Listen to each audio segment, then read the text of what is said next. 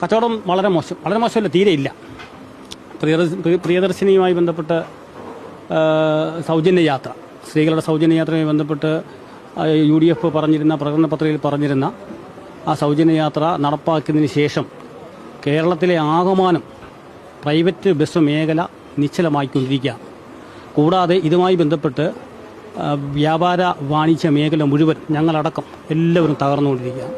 വേണ്ടത്ര പഠനം നടത്താതെ ഇത്തരം പദ്ധതികൾ നടപ്പാക്കുന്നതുകൊണ്ട് ഗുണത്തേക്കാളേറെ ദോഷമാണ് കേരളത്തിലെ ഇതുപോലുള്ള പ്രൈവറ്റ് ബസ് വ്യവസായവും അതുമായി ബന്ധപ്പെട്ട് ബസ് സ്റ്റാൻഡുകൾ കേന്ദ്രീകരിച്ച് നടത്തുന്ന വ്യാപാര വാണിജ്യ മേഖല മുഴുവൻ തകർന്നു.